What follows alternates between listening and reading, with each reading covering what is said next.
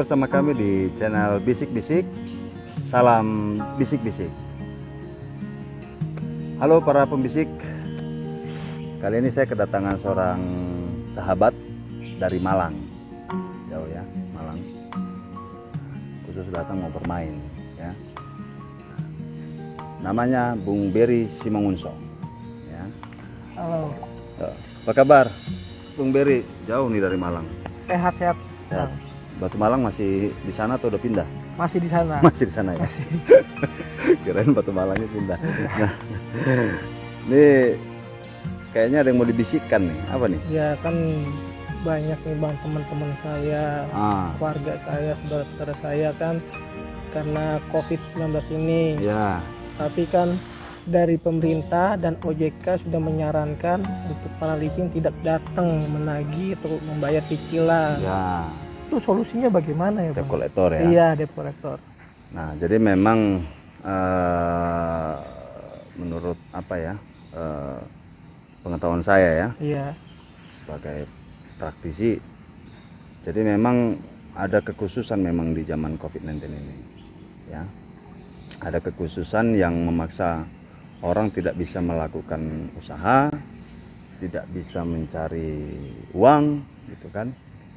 Karena peraturan pemerintah ya, warga negara juga diperintahkan demikian oleh pemerintah, ya, yaitu lewat PSBB, pembatasan sosial berskala besar. Semua bekerja di rumah, belajar dari rumah. Nah itu Jokowi sudah tegaskan itu. Nah kaitannya dengan leasing ini sebetulnya, ya, nah dalam kondisi seperti ini memang pemerintah memberikan kelonggaran. Siapa yang berhak mengatur ini? Yaitu Lembaga Otoritas Jasa Keuangan (OJK). OJK, ya, OJK. Nah, mereka juga sudah keluarkan POJK ya, peraturan OJK, dan sudah diedarkan kepada seluruh lembaga pembiayaan dan perbankan. Nah, jadi terkait ini, itu diawali dari pidatonya Pak Jokowi kan yang bisa menunda gitu kan. Pembayaran.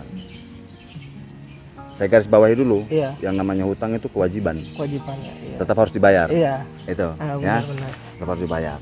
Nah, tapi ada pengecualian nih, karena lagi kondisi begini, sehingga kita warga negara diberikan kelonggaran untuk ya merestrukturisasi, meregonisasi, ya. Baru kemudian melakukan penundaan ya kewajiban gitu. Nah itu boleh sebetulnya. Nah tapi dengan catatan ya itu harus dapat dibuktikan bahwa misalnya kayak ojek online ya, kita udah tahu kan ojek online ini dibatasi tidak boleh menarik penumpang, hanya bisa yang GrabFood gitu ya, delivery food gitu kan. Nah mereka tidak bisa kan melakukan kegiatannya. Iya. Untuk menarik pelanggan, karena uang mereka kan dari sana, iya, gitu kan.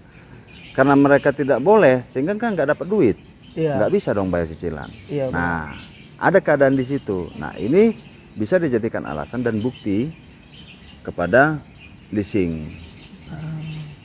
Cuma pada prakteknya begini, perusahaan leasingnya, kita buka-bukaan aja. Walaupun sudah ada peraturan gini, tetap mereka kadang-kadang memerintahkan debt collectornya untuk turun ke jalan, turun ke door to door. Udahlah, seolah-olah yang di atas ini leasing ini nggak tahu menahu gitu kan, debt collectornya. Dapat perintah aja ya. Iya, nah, debt collector kan nyari duit juga sebenarnya kan, karena kerjaan mereka hanya mengkolektif kan, hanya mengkolektif uang ini kan, pinjaman ini, cicilan ini kan, memang itu tugasnya. Kalau nggak begitu mereka nggak makan kan. Iya benar. Tapi harus diingat, pernah ada peraturan Kapolri juga ya, kalau saya nggak salah itu nomor 11 tahun 2008 itu ya, nanti bisa dicek lagi gitu ya.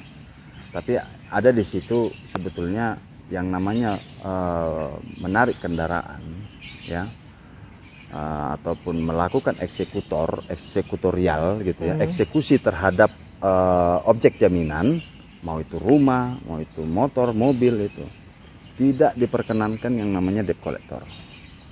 Ya, yang boleh melakukan itu adalah pejabat yang berwenang. berdasarkan perintah pengadilan. Panggilan. Ya kan, siapa yang berwenang? Polisi, ya, baru jurusita, atau yang berwenang lah pejabat. Tapi atas dasar perintah pengadilan, ya, ada penetapan pengadilan untuk mengeksekusi suatu objek jaminan. Nah, jadi memang Grab elektronik sering meresahkan, ya. Banyak kejadian kita lihat sebelum pandemi ini juga banyak kan, Iya, iya. yang disekap lah, yang diapa. Nah, ini janganlah, ya. Iya. Kepada perusahaan leasing, tolonglah pergunakan cara-cara yang diatur dalam undang-undang. Mau mengeksekusi barang jaminan, gugat di pengadilan, kan gitu. Gugat di pengadilan jika terbukti memang ada kelalaian masyarakat, ya kan, gugat. Nah, apakah misalnya dalam pandemi ini karena saking banyaknya leasing, saking banyaknya nasabah ini, konsumen ini menunggak gitu kan, leasing menggugat, boleh menggugat, karena mungkin misalnya leasing nggak percaya nih si konsumen ini nggak mampu bayar gitu kan, Iya. gugat. Nah, kemarin teman saya juga ada begitu, dia di perusahaan leasing gitu kan, dia lagi habis bersidang menghadapi gugatan konsumen gitu kan. Nah, perusahaan leasing menggugat duluan juga silahkan gitu kan. Nah, nanti tinggal dibuktikan apakah betul si konsumen ini dalam keadaan memaksa atau force majeure tadi tidak bisa membayar. Nah, itu dibuktikan.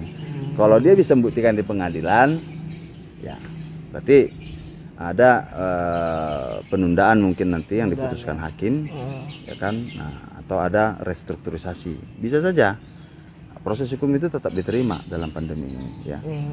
Nah, jadi mungkin nggak yakin kan si leasing ini kan, nggak mungkin dia nggak mampu bayar, rumahnya besar atau apa gitu kan. Iya, benar. Nah, tetapi dia dengan pandemi ini tidak mampu mencari penghasilan, harus dibuktikan dengan laporan keuangan, dengan buku rekening atau aktivitas dia, mungkin dia bisa dimenangkan dalam pengadilan, ya.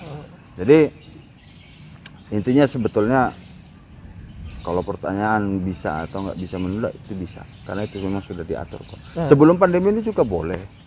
Tapi kalau yang kayak pinjaman online itu bagaimana? Kan dia tetap ada yang datang ke rumahnya, itu bagaimana ngadepnya? Itu kan tadi kan memang, yang leasing mobil, rumah. Memang mohon maaf ya, yang namanya pinjaman online ini, mohon maaf ya.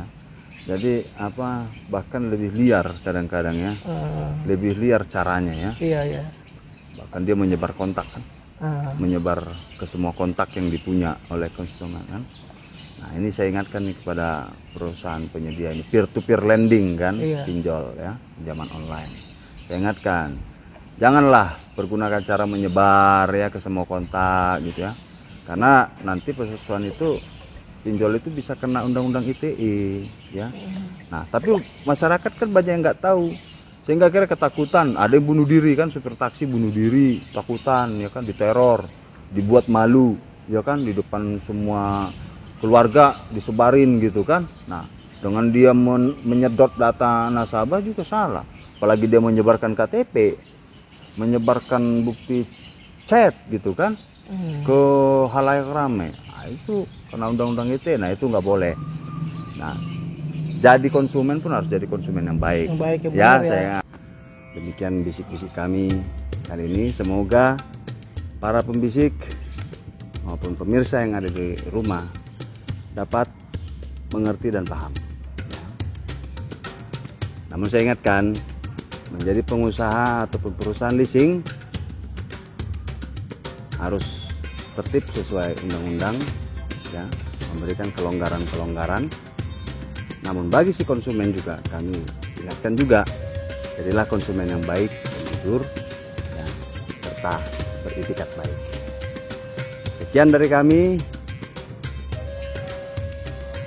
Sampai ketemu di bisik-bisik lainnya.